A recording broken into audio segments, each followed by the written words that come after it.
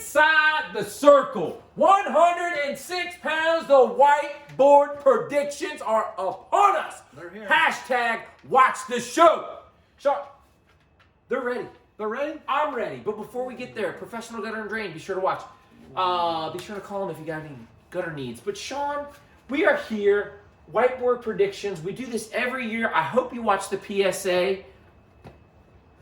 What kind of field do we have? This is absolutely a fabulous way to start off Derby with. I mean, it's very confusing to predict who the winner is, where I think maybe 4 or 5, even possibly 6 guys have taken their shot at being ranked number 1 by multiple people outside the 270 here. There's only 3 seniors in the field. Ironically, they're all in the same quarter, and no juniors, where size, style, and strength are going to come into play. But in the end, I think the most likely winner is the one people have forgotten about the most. So let's take a look at the field here, Mark. Let's do it. We have Ryan from Hilliard Derby, Reed from Franklin Heights, Hutzler from Lancaster, Louts, Watkins Memorial, Smith from Newark, Cleve from Hilliard Bradley, Mulligan, Upper Arlington, Javier from Westerville Central, Butcher, Olentangy, Berlin, Mitchell from Grove City, Parker, Big Walnut, Havens, Taze Valley, Viola from Dublin Jerome, Rutsky from Olentangy Liberty, Larison from Gahanna Lincoln, and Crawford from Dublin Kaufman. You know how it works. We take the field of 16, we bring them over, field of 8. And Sean, we're going to move them across the board. We're going to talk about the consolation bracket. But before we do that, let's talk about some of these matches and how we brought them out here.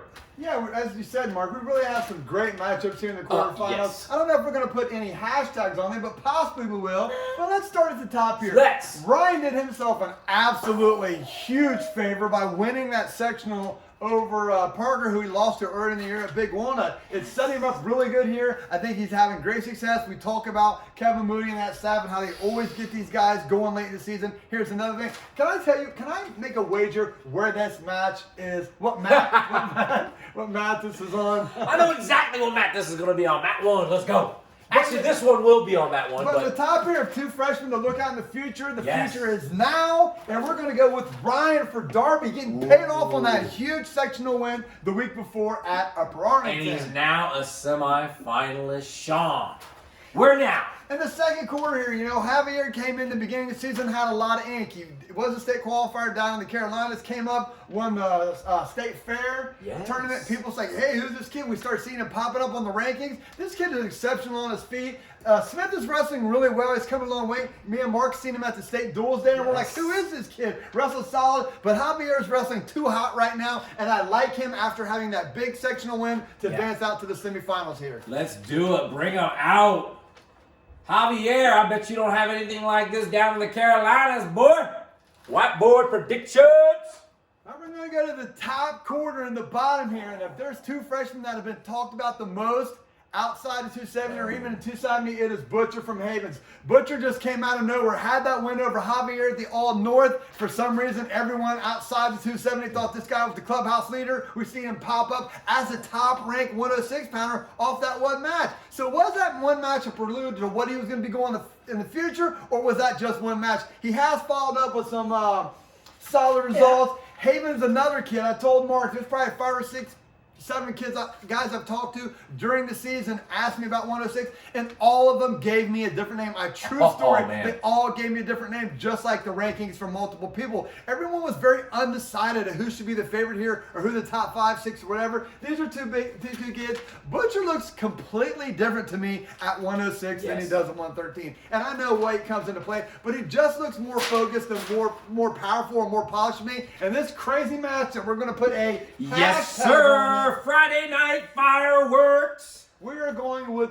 Butcher and a slight upset, I think, to the rankers to upset Havens in the quarter here. Incredible, Sean. We have Olentangy Berlin up from D2 to D1. Now we have one left, the Battle of Seniors. Yes, Mark said Battle Season here. When I seen Viola's name pop up early in the season at 106, I thought, hey man, this kid's probably close to a lock of getting out. He's a senior at a weight that didn't really have a lot of seniors. He was wrestling well. That program, as me and Mark talked about a month ago, where the All North is just on the upswing. I thought maybe, but then he got injured, got sidelined. He's coming in a little bit ring rusty. Hadn't wrestled that much for a month. I did have a solid finish. But in this scenario, I'm going with the chiseled veteran here with Crawford. Okay, Crawford. Oh, Sean. I normally don't misspell words like that. You know, if we're going to give you a mulligan, a Frankie mulligan, why not be at 106 as we start this off? That's right. Now, Sean, these guys, these quarterfinal losers are going to come over cross bracket, and we're going to end up with some crazy stuff here. Number one, we mentioned mulligan. He's going to have Havens. Viola's going to be up top. And just by looking at it, Parker should come through. We decided here. And then, of course, you tell me a name there. Rutsky, good job.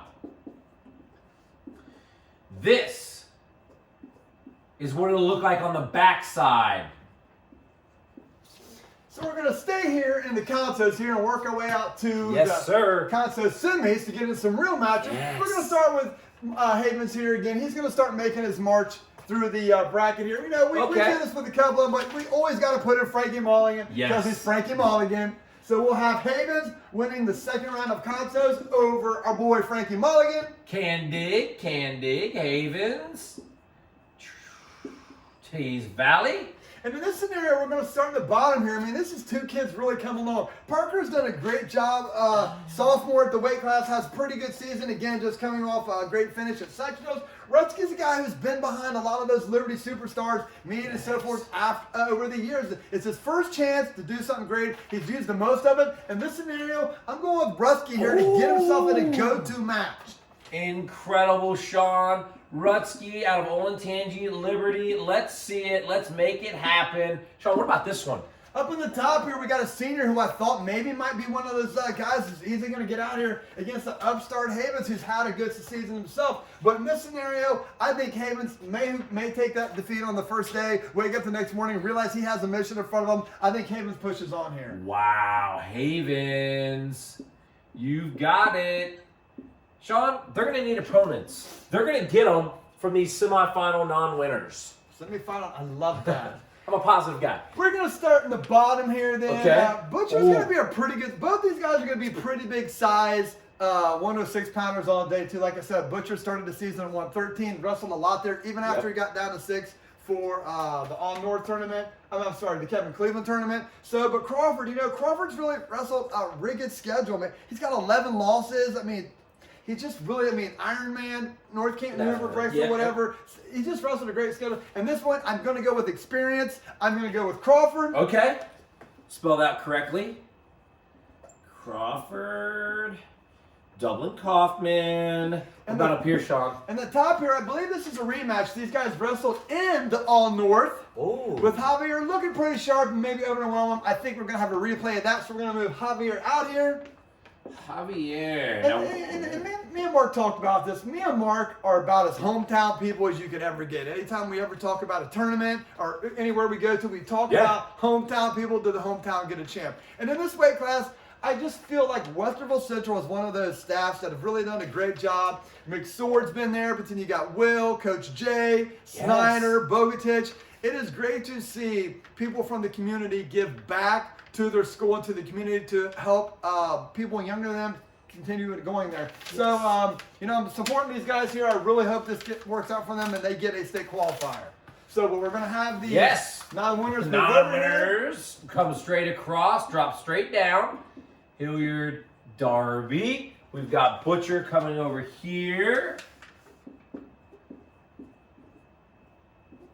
All right, next up, Sean. Let's get through it. When I look at these contests semis here, I think if you ask any 4 kids or their coaches if these were the matches to go to the state tournament, I think every single one of them would want this matchup. It's all a winnable situation for everyone where it's tossed up here. We're going to start at the top. Even though Havens may have had a rough way to go at sectionals and then maybe might have got upset in the quarterfinals, I still think he's strong enough to push through here. So we're going to have Havens getting out. Gotcha. Havens from Tees Valley. Go ahead down In here, the bottom, we're going to go with Butcher, who's going to be probably a 120-pounder on day 2.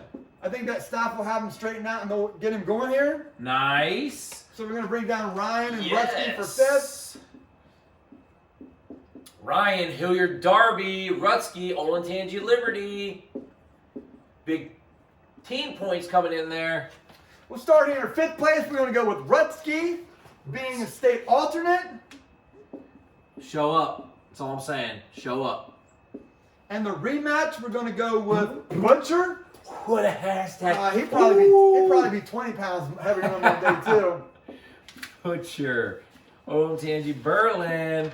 And what about my championship match here? This is a great match. And the final here, I think this is the most, I think this is the one people thought at the beginning of the season would be the most likely finalist. I think people thought it was going to come down to Crawford and Javier when people started in December, looking at this weight class. But you know, I look at Crawford. I don't know how I can pick him here. He went unplaced at North Kenton Hoover. He went unplaced at Brecksville. He went unplaced at Ironman. Then he goes 1-3 in the state duels, which most of them were at 113, yeah. And he lost to Javier to start the season. But I think that was the catalyst of all. I think once he lost to Javier to start the season, I think everybody just bailed on him and just kind of wrote him off here. But I think that match was sick. I think he was getting down for the first time, and I truly think he'll be more focused. So I really always thought he was the favorite, even though most people didn't. But I think Corey Crawford is going to bring out some of that district experience he had from last year and punch his ticket and be a district champ this year. Gotcha. Is that Corey? Yep.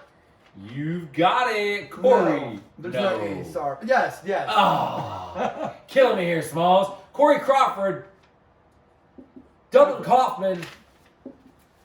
We've got projected champ. We've got Javier coming in 2nd, Butcher coming in 3rd, Havens from Tees Valley, your 4th place finisher, your state alternate, Rutsky from Olentangy Liberty, and Ryan, you're rounding out your district place winners from Hilliard Derby. And now you are inside the circle.